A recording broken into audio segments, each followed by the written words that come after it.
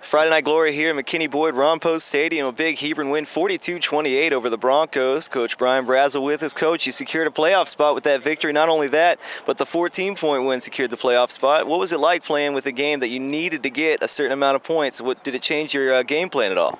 It really didn't. I talked with Coach Mock and Coach Odell, and as well as the rest of my coaches, but and I said, we just got to go in and win this game, because, if we go out and start chasing points at the beginning of the game, if that's the way we look at it, then, we might as well put 10 up there on to start the game with and try to fight back. But we just want to go win the football game because, again, we knew Plano and Louisville were playing tomorrow, and, both those teams got a lot of pride, and they're going to come out and play hard. Never know what happened. So, I didn't want to go out there trying to chase 10 and then, and blow it, chase some points and then Plano end up winning the game. And that cost my kid. I just wanted to do what we could to try to win a game. Now, at the end of the game, when we went up 14 points, obviously we said, well, we need to go for 2 here to put a little pressure on them if they score because now they'll be down 10, and do they go for 2 to, excuse me.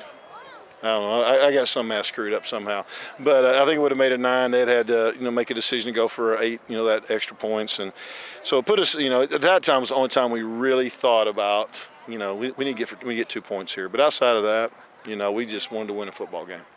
Coach, you guys played great defensive ball against a Boyd team that had to compete to make their playoff spot. Obviously, they lost. How do you go from giving up that final lead for Boyd midway through the second quarter to reclaiming it before the half and never giving it up again? What do you credit that to? Well, the key thing is we had a great stop down here, and we got that extra, and we got the field goal block, and then to be able to score with 5 seconds before half, which gave us the momentum going in. And we knew we were going to get the ball to start second half, and then when we came out, got that great drive, wanted to get a touchdown, but for Gennard to kick that 44-yard field goal, hit the right upright, and fall in, I was like, oh my goodness, thank you, Lord. And then to get another stop, and then go down, score, and then get up, have the points that time, that was huge for us. And then we had some opportunities we let kind of get away from us. But again, I have no complaints with our kids battling, and they're going to be excited about the opportunity they have to step it up and go make a playoff run. Coach, and I think it was still a one-score game when there was the fumble at the goal line, and the ball went into the end zone for the touchback. It was just a tremendous lucky break for Boyd. How they got the ball back. How did you bounce back from that and regain the momentum to open up the lead a little bit? Well, at that point in time, Mark was disappointed. He worked so hard. He's just trying to make a great play, and all I said to the officials, I said, it better have been a fumble. Because when I look at that video, if it's not, I'm not going to be happy.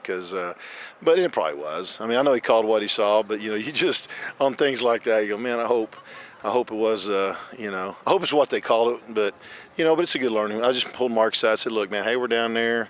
We're going to have the very least, we have the ball on the 1-yard line. So just, I know you're reaching, trying to score, but a situation like that could cost us, and so, but his effort was tremendous. Like I said, he came through the second half after Darren, tweaked his leg a little bit, and Darren will be fine. But for him to come in and play like he did was just awesome. Coach, I know you guys have some negatives and positives to take away from this game. Heading into next week, what do you think the biggest thing you need to work on going into playing Guyer next week? I ain't really seen many negatives, to be honest. There's some disappointing things. We had some unsportsmanlike penalties that you just, and that's one of our goals on the board, have fewer penalties and no unsportsmanlike. And if we get any unsportsmanlike penalties, we don't make that goal. And that's disappointing, you don't make one bad play turn into 2 bad plays, and that's usually what happens on unsportsmanlike. Or you make a big play and you stand up and you show up over, and you don't do that. Respect the game, respect the people you're playing, and don't do that. But kids get excited. Sometimes they make some poor decisions, and we just get those are all teaching moments. As far as the positives, man, you come back and win a game like tonight in the conditions in the end with, are we going to start at 6? We're not going to start at 6. You have all those different things that you have to look at. But I think the big thing was for our kids just to find a way to win the game. They fought, clawed, and scratched, and just continue to stay with each other. And and I think there's a lot of love in that locker room for those players, for their coaches that they that they go with and work with each and every day. And I think they like me okay too. I hope, but not always. I know they don't. But at the same time, I'm so happy for them because it was a tough year, last year, and to bounce back. And again, a lot of people wrote us off. Didn't really think we had much of a chance. So, and maybe rightfully so, but we never quit believing.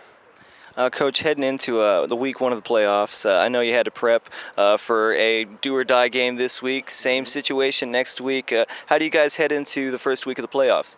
Very happy, very excited, very, understanding this is going to be a great challenge. I mean, anytime you're going to line up against a team like Den Geyer, you know that it is going to be, they've won 2 state championships over the years. They played for another one at the top level, and Coach Walsh does a great job. Their kids fight. I mean, they just play their tails off for him, and so he has a great rapport with his kids, and they played really hard. So it's going to be a huge challenge, and but I will say this: we've been having huge challenges for 10 weeks, and so we feel like our kids will get ready and they'll come out and play, and it's going to take a tremendous effort to win. But I think it's going to take a tremendous effort on their part to beat us. So, I mean, we got to come out, we got to play Hebron Hawk football and let this thing last as long as it possibly can. Well put, Coach. Thank you very much for your time. Congrats again. Hey, thanks for what y'all do, man. Appreciate it.